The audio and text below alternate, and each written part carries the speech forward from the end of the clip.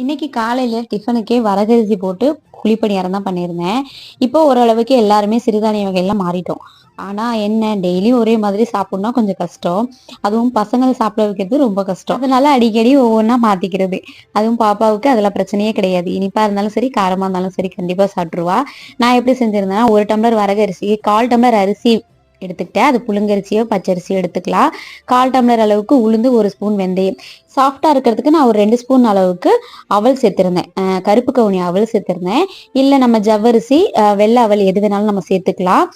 நல்லா அரைச்சிட்டு ஒரு 4 மணி நேரம் தான் புளிக்க வச்சிருந்தேன். நான் ரொம்ப நேரம் புளிக்க வைக்கல. உப்பு போட்டு கரைச்சி வச்சுட்டு தாளிப்புக்கு எண்ணெய், கடுகு, உளுத்தம் பருப்பு, ஜீரகம் போட்டு தாளிச்சிட்டு கருவேப்பிலை, வெங்காயம், பச்சை மிளகாய், இஞ்சி எல்லாம் போட்டு வதக்கிட்டு அது கூட நான் இன்னைக்கு காய்கறிகள் கேரட்டும் கேப்சிகமும் இருந்துச்சு. அதை சேர்த்துட்டு லாஸ்டா கொத்தமல்லி தலை போட்டு மாவோடய கரைச்சி குழிப்பணியாரக்கல்ல 2 பக்கமும் வேக வச்சு எடுத்துட்டேன். நான் இன்னைக்கு சைடிஷா தேங்காய் சட்னி செஞ்சிருந்தேன். நீங்களும் ட்ரை பண்ணி பாருங்க. ஓகே.